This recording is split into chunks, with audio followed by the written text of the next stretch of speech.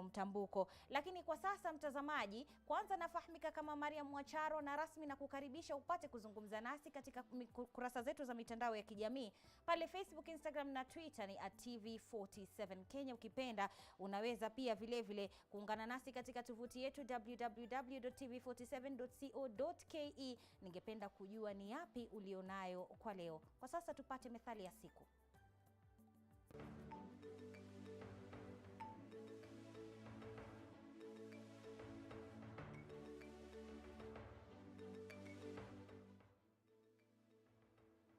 Methali ya leo: kilichopo kula, hicho kisichopo si kilaji. Maana yake, kula chakula kilichopo, kwani kile kisichokuwapo si chakula wala hakiliki. Methali hii hutuhimiza kutumia vitu tulivyo navyo hata kama havitakuwa na manufaa makubwa kwetu, kuliko kuthamini tusivyokuwa navyo. Methali yenye maana sawa: ituuzayo tia iyo, isekuwako si dawa.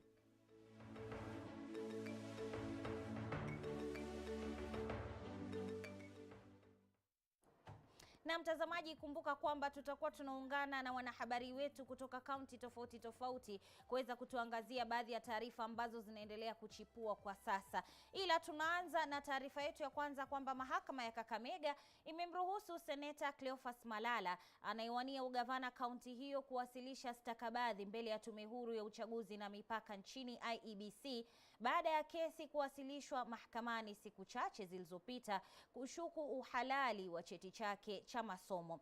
Fred Muka, mkazi wa Kakamega, alielekea mahakamani juma lililopita akidai kwamba Malala hana shahada ya degree inayohitajika kuidhinishwa kama mgombea kiti cha ugavana. Malala kwa upande wake ameshukuru uamuzi huo, japo huku akisisitiza kuwa stakabadhi zake ni halali na kuwa kesi hiyo imewasilishwa na mahasidi wake wa kisiasa. Kitu wa kawaida ambaye amenishtaki hapa kotini kwamba yule mtu ambaye amenishtaki hapa kotini ni Gavana Oparanya. Yeye ndio ameleta makaratasi hapa kupitia wakili wake. Na tunasema Gavana Oparanya, your personal lawyer cannot be the one coming to sue me and question my academic credentials. University yangu ambaye nilisoma, mimi ndio mwanasiasa wa kwanza Kenya nzima tangu siasa ianze kuchukua makaratasi zangu na kuziweka kwa mtandao na kusema kwamba watu waweze fanya due diligence wananchi. Hata Raila Odinga hakuweka zake kwa mtandao. Mimi peke yangu ndio nimeweka kwa mtandao makaratasi zangu, nimeweka kwa mtandao KCSE yangu. Ile kesi ambayo Paranya analeta hapa, anasema kwamba mimi nilipata D katika KCSE. Kwingineko, maafisa wa polisi katika kaunti ya Marsabit wamepata zaidi ya risasi 3,000 na bunduki haramu 200 katika operesheni ya kurejesha amani katika kaunti hiyo. Kulingana na waziri wa masuala ya ndani Fred Matiang'i, maafisa wa polisi hawatalegea katika zoezi hilo hadi wakati wa uchaguzi ili kurejesha amani katika kaunti hiyo. Chepto Boit anaarifu. Zaidi ya risasi 3,000 na bunduki haramu 200 zimechukuliwa kutoka kwa wakazi na maafisa wa polisi waliohusika katika operesheni inayoendelea ya rejesha amani Marsabit, inayolenga kurejesha amani katika kaunti hiyo. Kulingana na waziri wa masuala ya ndani Fred Matiang'i, maafisa waliopewa jukumu la operesheni hiyo wamekuwa wakishughulika vilivyo katika zoezi hilo lililoanza Mei tarehe 2 wakati serikali ilipoweka kafyu ya alfajiri hadi jioni ili kudhibiti visa vya mauaji katika eneo hilo. We are hoping that more work in the second month of this operation, because we extended the curfew by another 30 days. More work will be done so that we can recover more guns, because we believe from intelligence and the information we have that there are more guns than the ones that we have collected. Matiang'i ameongezea kuwa maafisa wa polisi hawatalegea katika ukusanyaji wa silaha hizo hatari, huku akielezea matumaini kwamba ghasia hizo za Marsabit zitapungua wakati wa kurejelea masharti yaliyowekwa. So we will adopt an all of the above approach. We are going to do intensified screening, of people and individuals who move around where they are doing business or whatever they are doing, to ensure that we don't have, aliens and wrong people around here. We will continue to have a communal engagement with members of the public. Operesheni hiyo itaendelea hadi wakati uchaguzi utakamilika ili kuhakiki usalama katika eneo hilo la Marsabit. We have too many security teams in Marsabit to have even a single security incident. When you look at overall deployment of security resources per capita, this is probably one of the counties that is most manned by security teams. We have more boots on the ground here in Marsabit than we do in over 80% of the counties in the country. So why should we have a problem?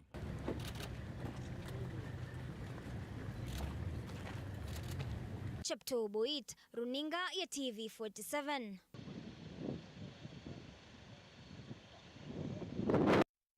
Katika taarifa nyingineyo, katibu mkuu wa chama cha Jubilee chini ya muungano wa Azimio la Umoja Jeremiah Kioni amewakashifu maafisa wa polisi kwa kutowajibika na kutoa huduma za usalama kwa ubaguzi wa mirengo ya kisiasa. Akizungumza na wanahabari mjini Nakuru, Kioni amesema kuwa maafisa wa polisi hawafai kuegemea upande wowote wa kisiasa wanapotoa huduma za usalama kwenye mikutano ya kisiasa. Aidha, amesema kuwa chama cha Jubilee kimeweka mikakati kuhakikisha usalama wa wapiga kura. The police, especially, we want them to ensure that they are impartial. As we move around the country, even when we move around Mount Kenya, we see some individuals behaving like in a manner that is likely to suggest that they are more inclined towards UDA than towards neutrality. When the UDA hecklers come around, they seem to encourage them. But when our young people seem like they want to protest, they are really arrested and harassed. Clearly, our police officers, from the OCSs, OCPD, we want neutrality from them. There are some agents who have been sent from Nakuru to Mount Kenya region to instill fear among the residents of Mount Kenya that if they do not vote for William Ruto, those residents of Mount Kenya in Nakuru will be sorted out. And we have seen some clips of that nature. We want to assure them that nothing of that sort will happen. The way to vote is not in UDA, it is Azimio.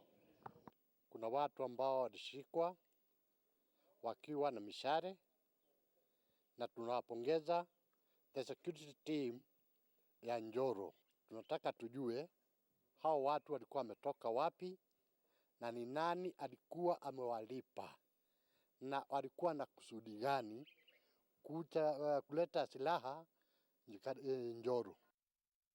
Na mgombea kiti cha ubunge katika eneo bunge la Mvita kwa tiketi ya chama cha Pamoja African Alliance Said Taha amewaahidi wazee wa mitaa na mabalozi wa nyumba 10 kuwa watashughulikia maslahi yao na kuhakikishia wanapokea kinga katika uchaguzi na kiinua mgongo kila mwezi.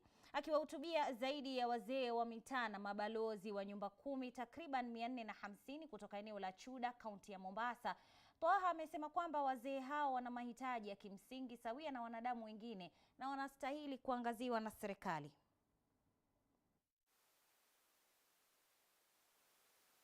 Kusema kweli, ile ambayo tunapata ni kama tuangalie vile utafanya. Tunashukuru na shida ya mwisho ni maji. Hapa maeneo hawa ni watu ambao wanatusaidia sana katika uongozi na katika kulinda watu wetu. Hawa ni watu ambao hata sisi leo tumechaguliwa, tumekuwa wabunge, tumeenda Nairobi, hawa ndio watu ambao tunawachia wanalinda wananchi wetu. Lakini masikitiko makubwa kwamba watu hawa, mabalozi hawa, viongozi hawa, wazee wa mitaa hawa, hata leo hii hakuna hata token yote wanaopata au hakuna malipo yote wanaopata au ada yote wanaopata. Na wao pia ni binadamu, wanahitaji kuishi, wana nyumba za kulipa, wana bili za kulipa, wana watoto kuangalia na kusomesha. Hawa sisi imekuwa tu ni lawama moja kwa moja kwamba kwa mfano ukitokea mimba za mapema basi tunakuja tunalaumu wao. Kutokea vijana wa mapanga tunakuja tunalaumu wao. Nimewaahidi kwamba napo tachaguliwa kuwa mbunge wa Mvita lazima nitapeleka mswada mbele. Hawa iwe lazima wanaangaliwa kwa sababu kama machifu wanaweza kuwa wanapata ada kila mwisho wa mwezi. Kwa nini wazee wa mitaa na mabalozi wasiweze kupata? Mwaniaji wa ugavana kaunti ya Nyamira Walter Nyambati ameendelea kusisitiza wito wa amani katika kaunti ya Nyamira wakati huu wa uchaguzi. Akizungumza baada ya kuidhinishwa na IEBC kuwania ugavana Nyamira kwa tiketi ya UDA, amewashukuru wakazi wa Nyamira na haswa wafuasi wake kwa kumwamini na kudumisha amani katika kaunti ya Nyamira, akiahidi maendeleo atakapoteuliwa. Nyambati atamenyana na gavana wa sasa Amos Nyaribo. For having given us this day. We have come to Nyamira today at the IEBC offices to be cleared, to be given permission to run for governor of Nyamira, and we have gotten the certificate. I want to request the people of Nyamira that we have traveled in a very difficult road. This county has suffered. This county has seen problems, whether we are talking matters health, or education, or whatever you can think of. Nyamira is the last county in terms of development. It's number last. We must change that. This is an opportunity for us as the people of Nyamira to put in place leaders. Twende sasa kule kaunti ya Mombasa, eneo bunge la Likoni, ambapo jumuiya ya vijana ya Wakristo ya wanawake YWCA katika kaunti ya Mombasa imewashirikisha vijana pamoja na watu wanaoishi na ulemavu katika mradi wa kuimarisha mabadiliko ya tabia nchi. Katika mradi huo, vijana hao walijitokeza kushiriki katika upanzi wa miti katika mtaa wa Likoni kama mojawapo ya njia za kuhakikisha mazingira yanahifadhiwa. Akizungumza baada ya shughuli hiyo, mwenyekiti wa kikundi cha watu wanaoishi na ulemavu cha Mombasa Forum, Muhammad John, amewasihi wa Kenya kuzingatia uhifadhi wa mazingira, hususan wakati huu ambapo dunia inapitia changamoto za mabadiliko ya tabia nchi.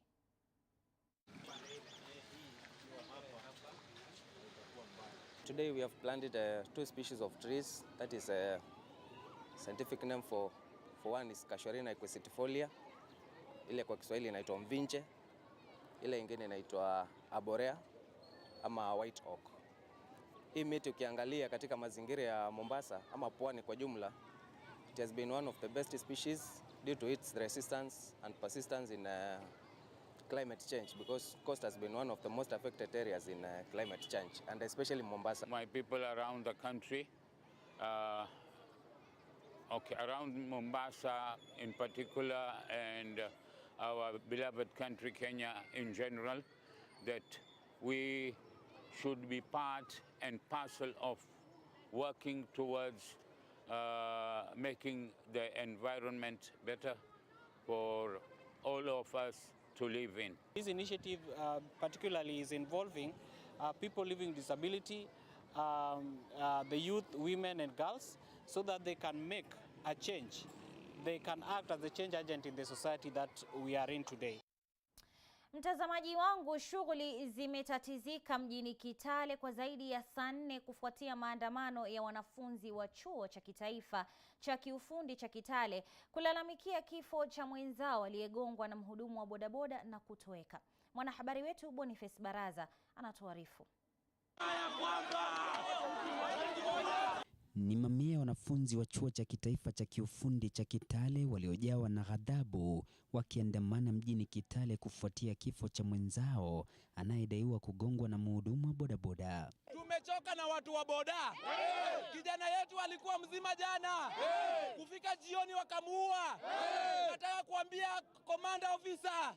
Tunakuja huko. Mmoja wetu aliuawa jana na mtu wa pikipiki. Na imekuwa si mara ya kwanza. Kitu ya pili, kuna mmoja wetu pia amepotea ambaye ni fresher. As I speak, we are yet to get any information about where she went. Wanafunzi hao walifululiza hadi chumba cha kuhifadhi maiti cha hospitali ya rufaa ya Kitale kutoa mwili huo na kufunga barabara inayoingia hospitali ya rufaa ya Kitale katika maandamano hayo kuelezea ghadhabu yao. Kwa kitendo ilifanyika jana si mzuri. Tunaomba serikali ituwekee lights, ituwekee bumps ili wanafunzi wakipita wapite kama wako na amani. Mabodaboda wengi hawajasoma, ndio maana waelewi sheria za barabara. Wacha waende wasome alafu waendesha pikipiki kwa umakini. Mabodaboda wengi wanaendesha pikipiki mbio sana, na sisi hatutakubali kama Congress power. Kando na kifo cha mwenzao, wanadai wanafunzi wengine wawili wanauguza majeraha ya kugongwa na pikipiki katika hospitali ya rufaa ya Kitale. Our security team, tafadhali, sisi ni wanafunzi tumekuja kusoma Kitale. Mkituua kwa njia kama hizi, security ya mtupei, tutasoma aje bila amani? Katika patashika hiyo, wahudumu wa bodaboda walifurushwa mjini Kitale na kulazimu maafisa wa polisi kuingilia kati kudhibiti hali dhidi ya makundi hayo mawili. Bonfas Barasa, TV47.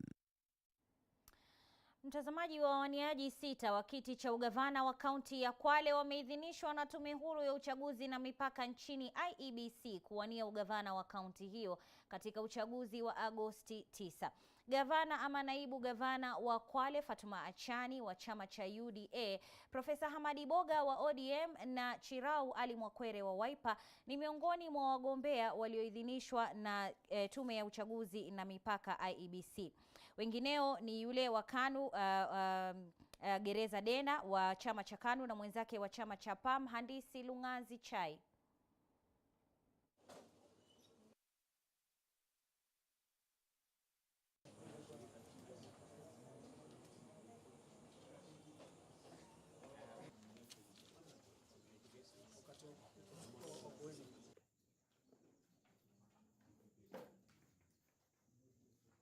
Kana kila mahali na vile vile pia kuboresha hospitali. Tumeanza na hospitali 30, sasa hivi tumefika na hospitali 150. Hospitali zile zinataka kuboreshwa zaidi. Kwale itakuwa na viwanda vingi kweli kweli, ili vijana wapate ajira, wakubwa wapate ajira, biashara ziwe na manufaa zaidi. Kuhakikisha kwamba tunaboresha shule zetu na elimu yetu iwe si bora elimu bali elimu bora, na tuhakikisha kwamba kila mtoto wa Kwale anaingia na anabaki darasani. Kwa hivyo sisi tumetoa our pledge kwamba hiyo within 2 years tukiwa katika serikali, Kwale itakuwa inaweza kucollect at least 2 billion kila mwaka, kwa sababu ya zile interventions ambazo tutaweka kufufua utalii, kuleta viwanda, kuhakikisha kuna ajira ya kutosha. Kwa kuwa wakaaji wengi wa Kwale wanategemea kilimo. Kwa hivyo tukiweza kuboresha kilimo, inamaanisha wakaaji wengi wa Kwale watakuwa na mapato. Na tutaweza kuboresha kilimo kama tuhakikisha kuna maji ya kutosha kufanyia kilimo biashara. For the governors, tulikuwa na 6 out of 6. We have cleared all of them and hapa hakuna mtu tulireject. So for the governor position, out of the 6, we have managed to clear all of them. Kinara wa chama cha kazi Moses Kuria sasa anashinikiza haja ya kusimamishwa kwa matayarisho ya uchaguzi wa Agosti 9, akitaka tume ya IEBC kusuluhisha madai ya kupotea kwa majina ya wapiga kura. Muungano wa Kenya Kwanza ukisisitiza kwamba kuna njama ya wizi wa kura. Mbunge huyo wa Gatundu Kusini ameishutumu serikali kwa kusalia kimya badala ya kuwajibika inavyotakikana. Wakizungumza katika taasisi ya Kenya Institute of Science and Technology, ambapo mbunge wa Thika mjini Patrick Wainaina alithibitishwa kuwania, Kuria ameshtumu IEBC kwa kuwasilisha taarifa finyu kuhusiana na matayarisho ya uchaguzi kabla ya Agosti.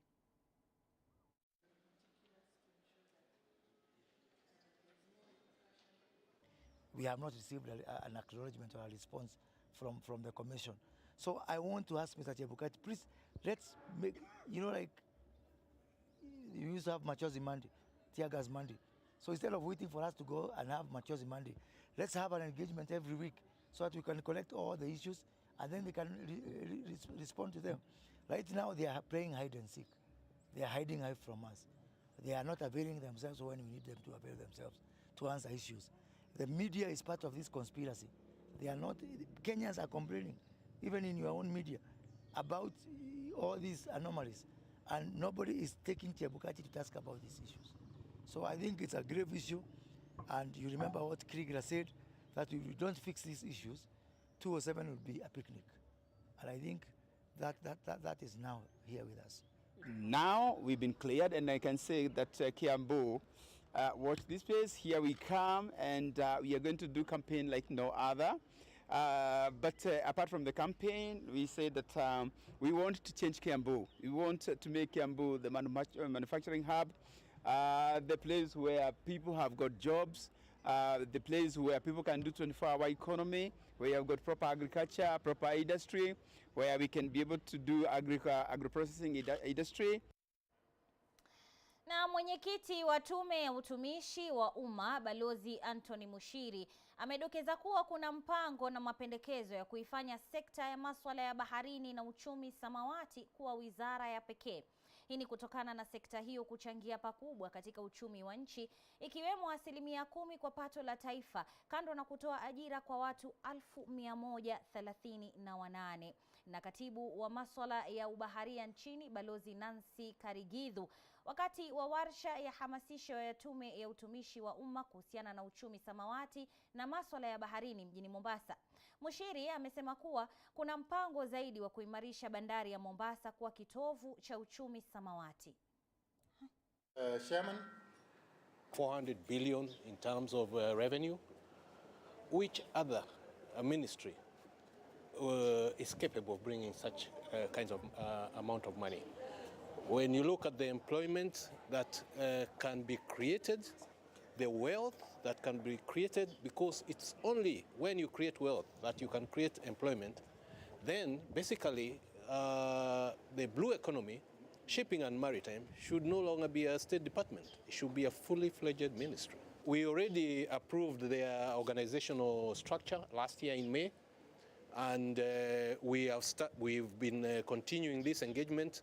And it's an engagement that will continue until we get where we need to go. For the longest time in Kenya, we have one set-fits-all policies because we look inward, and we are looking possibly to have a conversation that will enable the maritime sector to be looked at with a different kind of lens.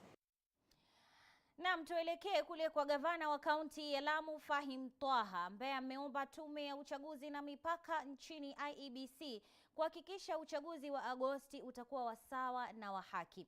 Wakizungumza baada ya kuidhinishwa kuwania kiti cha ugavana kaunti hiyo, Twaha amesema kuwa uchaguzi wa sawa na haki utawasaidia wawaniaji kuamini tume hiyo hata wakishindwa katika uchaguzi, na huku akiwaomba wanasiasa kuandaa kampeni za amani zinazohusisha sera badala ya ukabila na vurugu. Na sio Lamu peke yake, Kenya nzima. Sote ni ndugu, watu wamoja, ndugu moja, na hakuna haja ya kuchukiana sababu uongozi ni sera tofauti. Inaweza kuwa mtu kiongozi mmoja ataka kuongeza madeski darasani, mwingine ataka kuongeza vitabu. Haimaanishi mmoja anachukia watoto au mwingine anapenda watoto. Sote tunapenda watoto. Lakini sasa wananchi tatagua lipi ndio dharura zaidi kwao.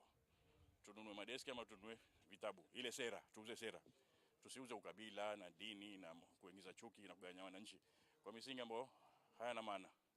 Sote ni moja, Kenya ni moja, wananchi wote wa Kenya ni ndugu. Ni muhimu sana uchaguzi uwe ni wa haki na free and fair na huru. Na Kenya hakuna shida, kura ni huru, tunajua ni huru. Lakini saa nyingine utokea ufisadi, maofisa ili wachache wakauza haki ya wananchi ambao wamesimama juani kupiga kura, wakafanya ufisadi, wakampatia ushindi mtu ambaye hastahili kuwa mshindi. Sasa tumeomba wajaribu wafanye ile haki. Kama mtu ametushinda kikweli na apewe ushindi. Na kama sisi tumeshinda kikweli tupewe ushindi. Na mtazamaji, watu 5 wameripotiwa kufariki baada ya gari moshi la mizigo kugonga lori la kampuni moja ya ujenzi lililokuwa likivuka reli katika eneo la Ruiru, kaunti ya Kiambu usiku wa kuamkia leo. Wengine ambao wameumia ni 12 wamepokea matibabu kufuatia ajali hiyo inayodaiwa kutukia baada ya dereva wa lori hilo kuchelewa kuvuka reli hiyo. Waliofariki na walioumia wote walikuwa kwenye lori hilo lililokuwa likiwasafirisha kuelekea nyumbani baada ya siku nzima ya kibarua cha ukarabati wa barabara katika eneo hilo. Tukio hilo limethibitishwa na kamanda wa polisi katika kaunti ya Kiambu Muchangi Kioi na kukemewa na mbunge wa Ruiru Simon King'ara, aliyelaumu mwanakandarasi anayesimamia ukarabati wa barabara ya Eastern Bypass kwa kutoweka alama za kutosha za onyo kwenye barabara hiyo.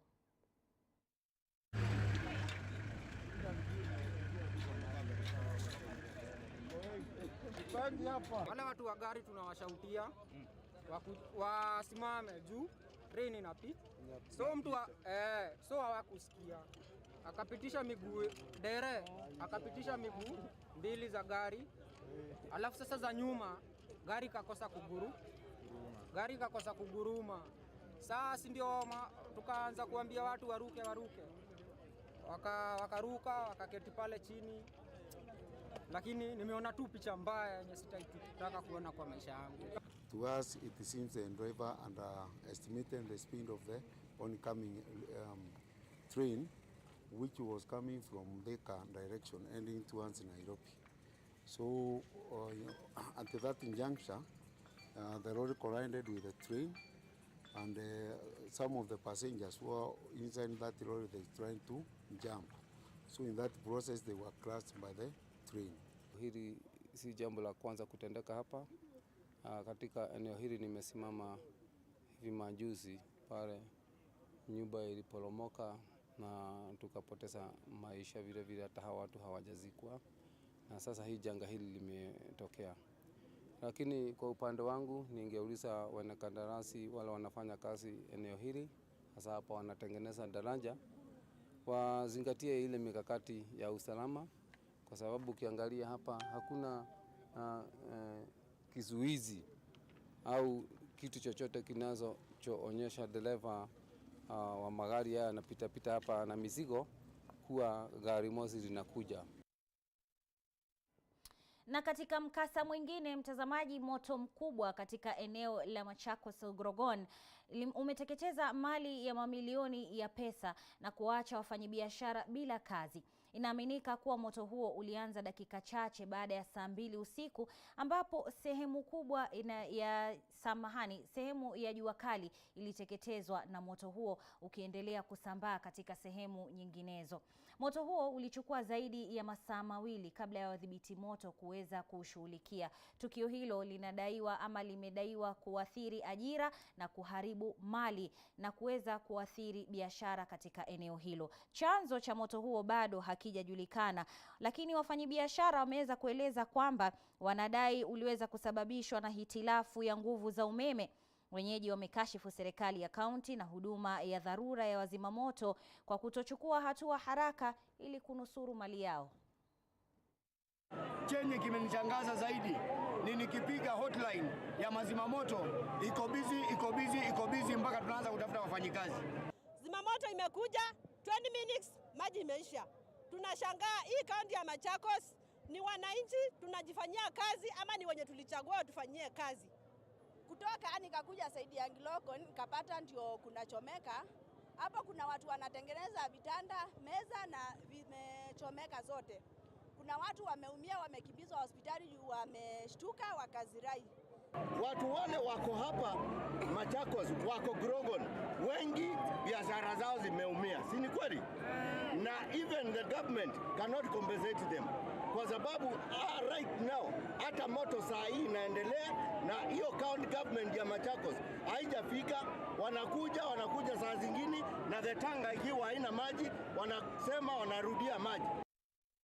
Mtazamaji, tunachukua pumziko fupi. Tutakaporejea tunarejea na taarifa zaidi, ikiwemo ule mdahalo wetu kuangazia swala zima la ule uanzishi ama uzinduzi rasmi wa manifesto ya mrengo wa Azimio la Umoja One Kenya. Usiende mbali.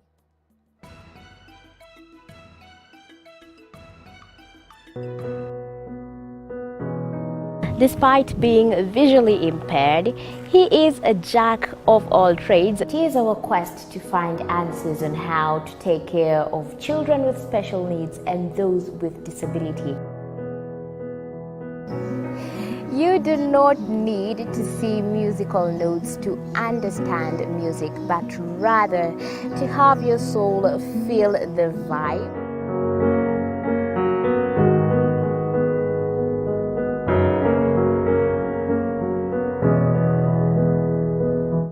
Actually, for us to make a wheelchair, we have to take measurements of the user. After doing my assessment, I get to know the parent, I get to know the heaviness she's carrying. Disability comes at different stages of life.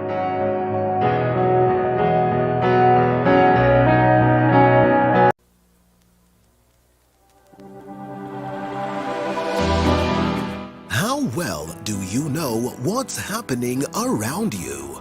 Morning Cafe with heated political debates. Baraza la Siasa. Hiyo kitu azungumzie, angalie hali ya maisha ya watu. Informative health discussions. Business, farming. Tasty Wednesday, Fitness Thursday, and Feel Good Friday with amazing DJs, celebs, waimbaji, kuna comedians, alafu kuna wajinga. and music bands every Monday to Friday from 6 a.m. to 9 a.m.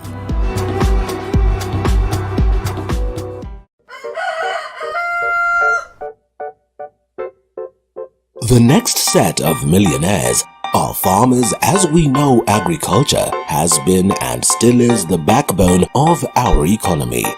As we traverse the different counties to meet different farmers, we ensure to get the story of how they started farming and even how they continue to penetrate the market and overcome the challenges. Hapa, the reason why niliweka goose na si ducks. Goose, they are very easy to maintain. A lot of farmers keep on calling, inquiring whether you're supposed to raise some seeds in the nursery or you're supposed to do them directly in the field. The greenhouse helps us control the temperature because the temperature needs to be between 28 to 32 degrees. Walk this journey with us every Sunday at 6:30 p.m. It's no secret, construction ain't cheap. But how do we make it affordable? Different individuals are finding ways of cutting down cost by use of pre-stressed slabs other than reinforced concrete, recycling plastics to make pavers. The brick is stronger, it's cheap. There is no future. Despite being visually impaired, he is a jack of all trades. It is our quest to find answers on how to take care of children with special needs and those with disability. You do not need to see musical notes to understand music, but rather to have your soul feel the vibe.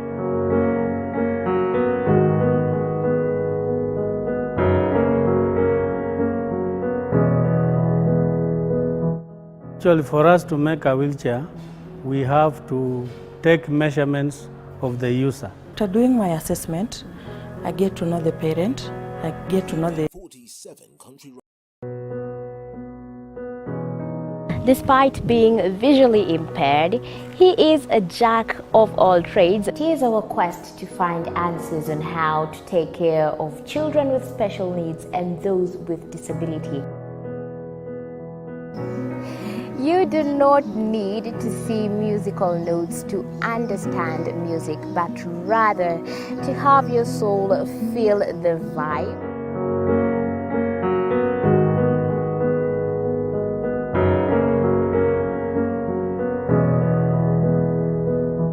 Actually, for us to make a wheelchair, we have to take measurements of the user. After doing my assessment, I get to know the parent, I get to know the heaviness she's carrying.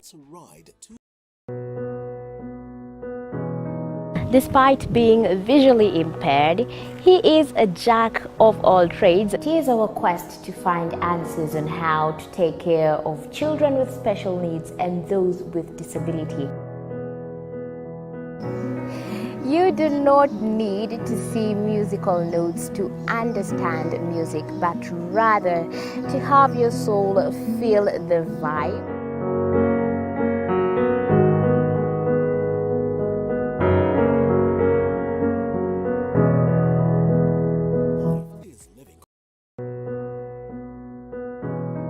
Despite being visually impaired, he is a jack of all trades. It is our quest to find answers on how to take care of children with special needs and those with disability.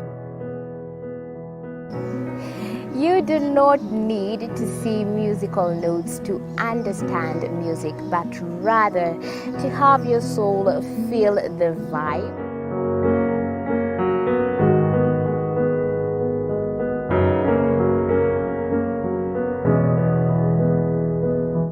Actually, for us to make a wheelchair, we have to take measurements of the user. After doing my assessment, I get to know the parent, I get to know the heaviness she's carrying.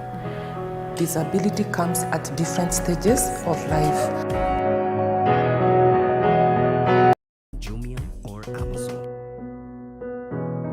Despite being visually impaired, he is a jack of all trades. It is our quest to find answers on how to take care of children with special needs and those with disability. You do not need to see musical notes to understand music, but rather to have your soul feel the vibe.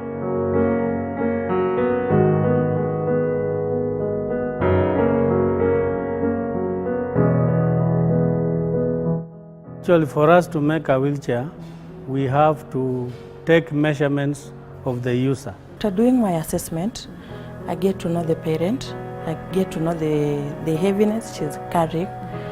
Disability comes at different stages of life.